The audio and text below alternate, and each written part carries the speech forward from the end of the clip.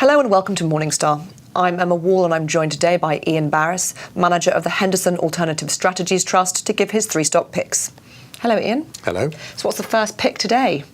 Well, the first pick today is in our property investment category within the trust, and it's called Summit Germany. And this is a UK-listed vehicle that invests in commercial, retail and logistics property across a number of cities in Germany. It floated on the stock market in the UK a couple of years ago. It's not very well followed. We think there's a lot of value still in there.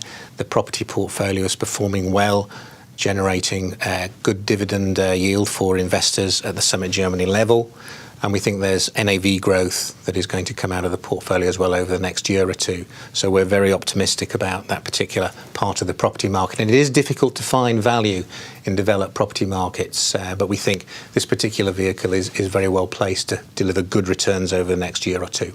In Europe, there are a number of different rules regarding property, aren't there, that don't perhaps exist in the UK, things like rental freezes. I mean, is the market supportive of Germany, of the investor?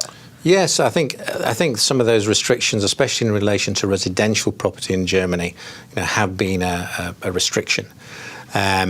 This particular fund focuses more on commercial and retail and logistics, so those sorts of constraints on rental growth for residential properties, I think, are less prevalent.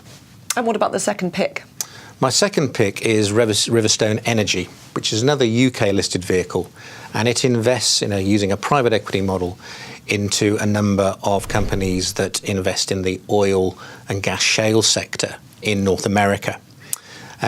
This fund was listed a few years ago, and it's run by an excellent manager, Riverstone, who have a lot of experience in the oil and gas sector worldwide and have had a series of very successful private funds.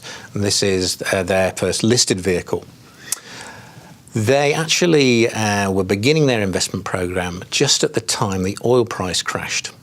And so fortunately they hadn't deployed much of the capital that they raised in the UK listing, and were then able to spend their money on very attractively priced assets and benefited from the fact that the oil price had fallen significantly really before they started investing materially. Also, some of the investments they have, we think, can produce oil at very attractively low production costs. So we think it's very well positioned. It's still on a discount, that vehicle, to NAV as well.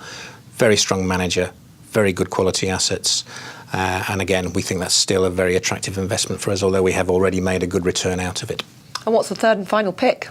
The third and final pick is the Biotech Growth Trust, which is another of our listed holdings, although obviously in the trust we do have a lot of unlisted holdings as well.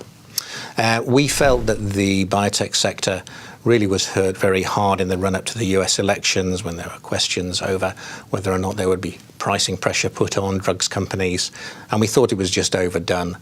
And we thought there was a great value opportunity into buying into the biotech sector, and it's turned out to be the case. It has improved performance, especially in recent months, and it was just such a great pricing opportunity, attractive value opportunity for us. So we put that into our investment category for funds that specialise in a particular sector, and we're very happy that we took that position. It's performing well. Biotech was flavour of the year for 14-15 and became very overinflated. Is it difficult to work out what fair value is for this type of faddy investment? Well, I think faddy investment is a bit harsh, really, on the biotech sector. The sector has been around for a number of years, for 20 years, let's say, generating some fantastic innovation in the drugs world. So there's a lot of historic track record for how companies have performed, from being very early startups in the drug sector to being very large, successful biotech companies.